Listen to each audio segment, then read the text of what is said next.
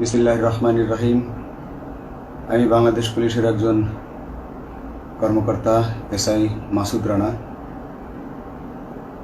আমি আপনাদের কাছে কিছু তথ্য তুলে ধরতে চাই, যেটা বাংলাদেশের মানুষ অনেক দিন ধরে জানে না, বা তারা এই প্রশ্নের উত্তর খুঁজছে অনেক বছর ধরে, কিন্তু কোনো উত্তর খুঁজে পায়নি। আজকে যাকে সেনাবাহিনী থেকে অব্যাহতি দেওয়া হলো, মেজর জেনারেল জিয়াউল হাসান, যিনি এনটিএমসির প্রধান ছিলেন এবং তিনি র্যাবের অতিরিক্ত পরিচালক ছিলেন। অতিরিক্ত পরিচালক অপারেশন। তিনি মেজর থাকতেই র্যাবে ছিলেন এবং বাংলাদেশে যত গুম খুন হয়েছে, বিএনপি সহ অন্যান্য যারা অ্যাক্টিভিস্ট, সেই গুম খুনের সাথে জড়িত এই জিয়াউল হাসান। অনেক নেতাদেরকেই র্যাবের কালো গাড়িতে করে সিভিলে ধরে আনা হতো, এনে র্যাব ওয়ানের গোপন আস্তানায় তাদেরকে আটক রাখা হতো। এরপর তাদেরকে সময় মতো অজ্ঞাত স্থানে নিয়ে তাদেরকে হত্যা করা হতো এবং অজ্ঞাত স্থানেই তাদের লাশ হয়তো নদীতে ডুবিয়ে দেওয়া হতো, নয়তো তাদেরকে দাফন করা হতো, নয়তো অ্যাসিডের মাধ্যমে তাদের লাশকে গলিয়ে দেওয়া হতো। আমি 2014 অক্টোবর থেকে 2017 ডিসেম্বর পর্যন্ত র্যাব সদর দপ্তরে কর্মরত ছিলাম। তখন র্যাবের ডিজি ছিলেন বেনজির, যিনি আজকে দেশের হাজার হাজার কোটি টাকা চুরি করে, পুলিশের হাজার হাজার কোটি টাকা চুরি করে পালিয়ে গেছেন বিদেশে। তো আমি দেখেছি অনেক মানুষকে কিভাবে অন্যায়ভাবে গ্রেফতার করে নিয়ে গুম করে রাখা হতো। আমি রিসেপশনে ডিউটি করতাম। গুম হয়ে যাওয়া মানুষের স্বজনেরা আমার কাছে আসতো, কিন্তু আমাদেরকে কঠোর নজরদারিতে রাখা হতো। সিসি ক্যামেরার আওতায় ছিলাম, তাদের সাথে আমরা ওভাবে কথা বলতে পারতাম না। তাদেরকে কোনো তথ্য দেওয়া নিষেধ ছিল আমাদের জন্য। কিন্তু তাদের স্বজনরা আসলে এসে যখন এখানে কান্না করতো, আমি নিজেকে ধরে রাখতে পারিনি। আমি অনেকের স্বজনকেই তাদের স্বজনের, গুম হয়ে যাওয়া স্বজনের পরিণতির কথা জানিয়ে দিতাম। বিশেষ করে যাদেরকে মেরে ফেলা হতো, খুন করা হতো, তাদেরকে আমি খারাপ সংবাদটা দিতাম না। কিন্তু যাদেরকে বন্দি করে রাখা হতো, যেমন বিএনপি নেতা সালাউদ্দিন আহমেদকে যখন অ্যারেস্ট করে আনা হলো, তিনি অ্যারেস্ট করার সময় ধস্তাধস্তিতে মাথায় আঘাত পেয়েছিলেন। তাকে র্যাব ওয়ানের গোপন কক্ষে আটক করে রাখা হয়েছিল দীর্ঘদিন। এরপর তাকে এক সময় ভারতে পাচার করে দিয়ে আসা হয়। তাকে অজ্ঞাত কারণে হত্যা করা হয়নি। তার ফ্যামিলি এসেছিল, তার স্ত্রী হাসিনা আহমেদ, তার ভাই গিয়াসউদ্দিন আহমেদ। ওনারা আমার কাছে বেশ কয়েকবার এসেছেন। আমি কয়েকদিন ওনাদের এই উদ্বেগ, উৎকণ্ঠা, আমার সামনে বসে কান্নাকাটি দেখে আমি থাকতে পারিনি। আমি ওনাদেরকে কৌশলে আমার ফোন নাম্বার দিয়ে আমি ওনাদের সাথে দেখা করে ওনাদেরকে জানিয়ে দিই যে সালাউদ্দিন সাহেবকে হত্যা করা হয়নি, উনি জীবিত আছেন এবং ওনাকে হত্যা করার সিদ্ধান্ত নেওয়া হয়নি। এই সিদ্ধান্তগুলো যিনি নিতেন তিনি হচ্ছেন বর্তমানে মেজর জেনারেল জিয়াউল হাসান, যাকে আজকে অব্যাহতি দেওয়া হয়েছে। শুধু অব্যাহতি যদি দেওয়া হয়, তাকে যদি বিচারের মুখোমুখি করা না হয়, তাহলে এই আন্দোলনের, এই স্বাধীনতার কোনো মূল্য থাকবে না। আমি আজকে আর কাউকে ভয় পাই না। আমি আজকে বিশ্বাস করি যে আজকে আমাকে এই সত্য বলার জন্য কেউ গুম করে দিতে পারবে না, এই সত্য বলার জন্য কেউ আমাকে অ্যারেস্ট করবে না। সেই কারণে আমি বুকে সাহস নিয়ে আজকে কথাগুলো বলছি। আপনারা যারা বিএনপি নেতা ইলিয়াস আলীর অপেক্ষায় আছেন, তাদের জন্য দুঃখজনক সংবাদ। তাকে অনেক আগেই হত্যা করা হয়েছে। তাকে পতেঙ্গা সমুদ্র সৈকত দিয়ে কড়া পাহারায় সাগরের মাঝখানে নিয়ে স্পিড বোটের মাধ্যমে মুখে পলিথিন পেঁচিয়ে হত্যা করে, তার পেট ছুরি দিয়ে ছিদ্র করে, তাকে পাথর দিয়ে বেঁধে সাগরে ডুবিয়ে দেওয়া হয়েছে। শুধু ইলিয়াস আলী নয়, অনেক নেতার সন্ধান যারা আজও পাননি। কিছু মানুষ তো ঘর থেকে উদ্ধার হয়েছে, কিন্তু যাদেরকে আপনারা পাননি তাদের সবার এই করুণ পরিণতি হয়েছে। আমি যদিও তারা এই কাজগুলো অতি গোপনে করত এবং র্যাবের অন্যান্য শাখার কর্মরত কর্মকর্তা কর্মচারীরা এটা জানতো না, কিন্তু আমি অত্যন্ত বিচক্ষণভাবে আমি এই খবরগুলো নিতাম, কারণ আমি জানতাম এগুলো একদিন আমি প্রকাশ করতে পারবো। এবং এই দিনটার অপেক্ষায় ছিলাম আজকে এত বছর, মানুষের কাছে সত্য প্রকাশের। বাংলাদেশের মানুষ জানুক যে কারা খুনি, কারা এত মানুষকে গুম খুন করেছে, এই দেশ থেকে এই দেশে ত্রাসের রাজত্ব কায়েম করেছে। তারা মাদকের ক্রস ফায়ারের নামে যে হত্যা ট্র্যাডিশন চালু করেছিল, এই ট্র্যাডিশনের উদ্দেশ্য ছিল বিরোধী দলের লোকজনকে হত্যা করা। কারণ পুলিশ এবং সেনাবাহিনীর অনেকেই মানুষ হত্যা করতে ভয় পেত, তারা এটাতে অভ্যস্ত ছিল না। অনেকেই অনেক সাহসী, কিন্তু একটা মানুষকে হত্যা করার পর তারা আর ঘুমাতে পারতো না, তাই তারা এসব কাজ করতো না। কিন্তু খুনে হাসিনা কিছু মানুষকে এভাবে হত্যা করতে করতে পুরস্কৃত করার মাধ্যমে হত্যা করতে অভ্যস্ত করে ফেলে। তারাই এই গ্রেফতারকৃত এই গুমকৃত মানুষদেরকে গুলি করে হত্যা করত। এবং তারা এতটাই নিষ্ঠুর যে তারা এক একজন কয়েক শত করে হত্যা করেছে। এবং এই মানুষগুলোর সংখ্যা বেশি নয়, কারণ সবাই লাশ দেখতে পারে না। একটা মানুষকে খুন করার পর লাশের যে ছটফটানি এবং মাথায় গুলি করার পর মাথার যে বিকৃত অবস্থা, এই জিনিসগুলো আমাদের অনেকেই আমরা সহ্য করতে পারি না।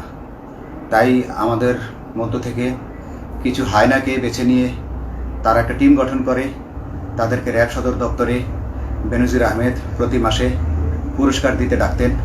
এবং প্রত্যেকটা র্যাবের বিভিন্ন শাখায় এরকম দু একজন রাক্ষস ছিল যারা মানুষকে শ্যুট করত, গুলি করত, হত্যা করত এবং গুম করত। তারা এখনও আছে।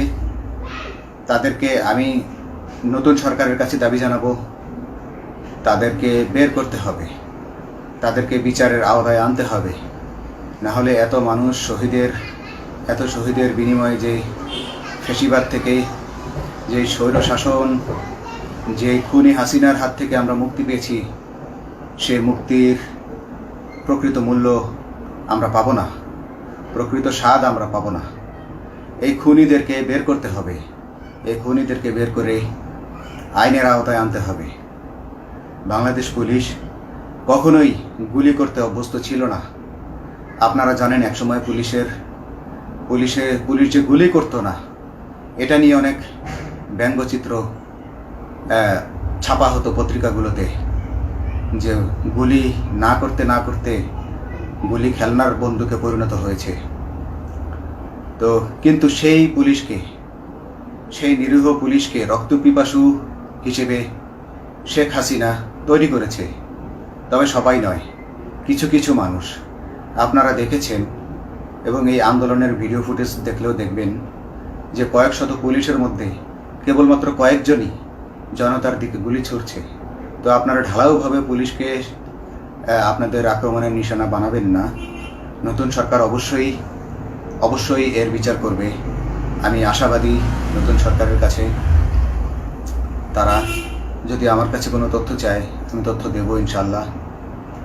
এবং এই খুনিদেরকে, এই রাক্ষসদেরকে বের করতে হবে। প্রতিটি গুমের, প্রতিটি হত্যার সুষ্ঠু তদন্ত করলে এগুলো বের হয়ে আসবে বলে আমি আশা করি এবং আমি চাই এরা ধরা পড়ুক এদের বিচার হোক, না হলে এরা যুগে যুগে এই রাক্ষস যুগে যুগে রয়ে যাবে, আমাদের মাঝেই তারা লুকিয়ে থাকবে এবং যুগে যুগেই তারা মানুষের রক্ত পান করেই যাবে। পুলিশ বাহিনী মানুষকে সেবা করবে, এটাই হওয়া উচিত পুলিশের ধর্ম। পুলিশের ধর্ম হবে মানুষ পুলিশের জন্য, পুলিশ মানুষের জন্য। উন্নত রাষ্ট্রের পুলিশ মানুষ যেভাবে পুলিশকে ডাকলেই পুলিশ 5 মিনিটের মধ্যে ছুটে যায়, তাকে সাহায্য করে। আমরা বিভিন্ন ভিডিওতে দেখি যে পুলিশ হাঁসের বাচ্চাকে রাস্তা পার করে দিচ্ছে, একজন অন্ধ মানুষকে রাস্তা পার করে দিচ্ছে। বাংলাদেশের পুলিশ এমনটাই করতে চায়, আমরা এমনটাই করতে চাই, কিন্তু সেই পরিস্থিতিতে আমাদেরকে রাখা হয়নি। আমাদেরকে রাখা হয়েছে দৌড়ের উপর, আমাদেরকে রাখা হয়েছে বিভিন্ন অন্যায় কাজের উপর, বিভিন্ন অন্যায় আদেশের উপর।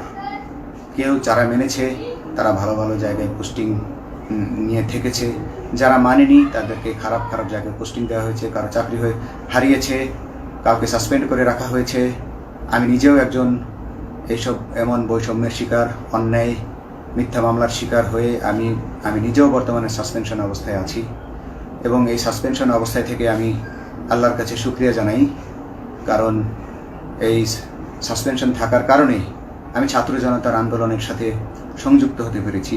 আমি সবসময় আল্লাহর কাছে দোয়া করেছি যে আল্লাহ, তুমি আমাকে মুজাহিদ হিসেবে কবুল করো, আমাকে জিহাদ করার তৌফিক দান করো এবং আমাকে শহীদী মৃত্যু দান করো।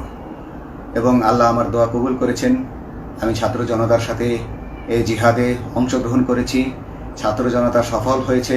আমি গর্বিত আমি এই আন্দোলনে একজন পুলিশ অফিসার হয়েও আমি অংশগ্রহণ করতে পেরেছি।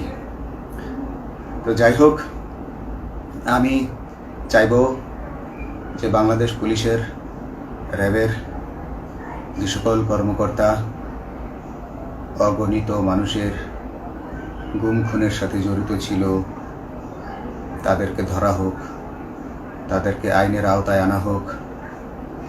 আমাদের মতো অনেক অফিসার আছি যারা এসব কুকর্মের সাক্ষী, আমরা সাক্ষ্য দেব। আমরা এখন আর ভয় পাই না। আমরা আসলে যে ভয় পেয়েছি তা নয়, আমাদের বাহিনীতে টিকে থাকাটা জরুরি ছিল।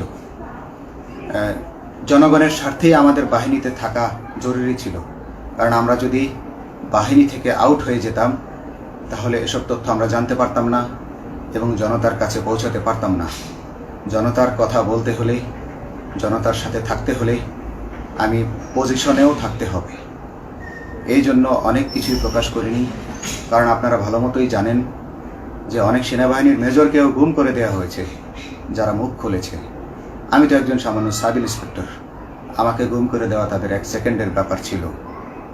তো আমি এখন বিশ্বাস করি যে এখন সেই দিন, সেই কালো মেঘ সরে গেছে আকাশ থেকে, আকাশ মুক্ত হয়েছে, এই দেশ জালিমের শাসন থেকে মুক্ত হয়েছে।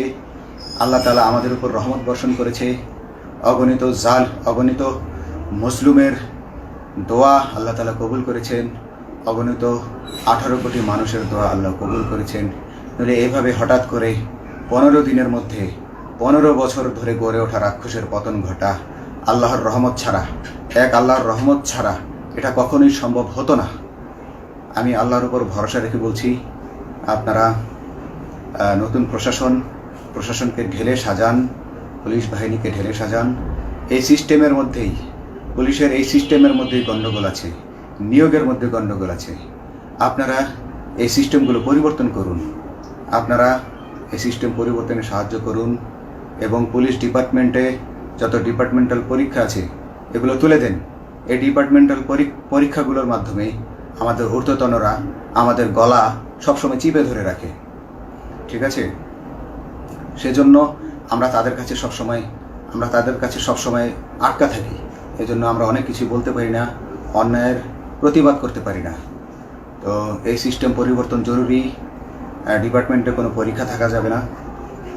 কনস্টেবল হতে যারা একটা নির্দিষ্ট সময় পর তার বিভিন্ন কোর্স করানোর মাধ্যমে তার প্রমোশন হতে হবে। সাব ইন্সপেক্টরে ভর্তি হয়ে 5 বছর পর ইন্সপেক্টর হিসেবে পদোন্নতি পাবে, তার 5 বছর পর সহকারী পুলিশ সুপার হিসেবে পদোন্নতি পাবে। এভাবে আইন পরিবর্তন করতে হবে। তাদেরকে দক্ষ করে গড়ে তোলার জন্য বিশেষ কোর্সের আয়োজন করতে হবে এবং সৎভাবে বাঁচার জন্য সঠিক বেতন কাঠামো এবং ভালো কাজের জন্য পুরস্কার এর ব্যবস্থা করতে হবে। বিভিন্ন যে চোরাই মাল মাদক উদ্ধারের জন্য সেক্ষেত্রেও বিশেষ পুরস্কারের ব্যবস্থা থাকতে হবে এবং বাসস্থান এবং যানবাহন, পুলিশের যেই ব্যয়টা হয় সেটা হচ্ছে বাসস্থান এবং যানবাহন। পুলিশ আমরা নিজের বেতনের টাকা দিয়ে মোটর সাইকেল কিনে চাকরি করতে হয়, এই বিষয়টা যেন না করতে হয় এবং সরকারি বাসস্থান যদি আমাদেরকে দেয়া হয় তবে আমরা বেতনের টাকা দিয়ে আমরা মানুষকে সেবা দিতে পারবো, সৎভাবে চলতে পারবো এবং দেশের মানুষকে সন্তুষ্ট করতে পারবো ইনশাল্লাহ। তো আমি আপনাদেরকে প্রথমে যেই তথ্যগুলো দিয়েছি গুম খুনের বিষয়ে, আপনারা এই তথ্যগুলো অনুসন্ধান করুন, অনুসন্ধানে টিম গঠন করুন। প্রত্যেকটা গুম খুনের বিচার হতে হবে এই দেশে। যারা আটক ছিলেন অনেকেই হয়তো এখন আয়নাঘর থেকে মুক্তি পেয়েছেন, কিন্তু যারা দুর্ভাগ্যের শিকার হয়ে মৃত্যুবরণ করেছেন তাদের আত্মীয় স্বজনরা, তাদের প্রতি আমার সমবেদনা রইল।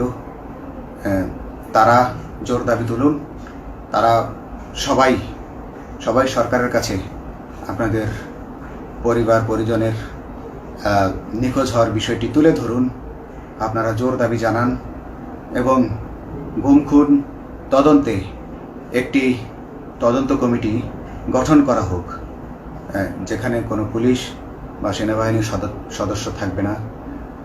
এটা হতে পারে বিচার বিভাগীয় তদন্ত বা অন্য কারো মাধ্যমে, কিন্তু এই হায়নাদের এই খুনিদেরকে বের করুন, বের করে এদেরকে শাস্তির আওতায় আনুন, তবেই এই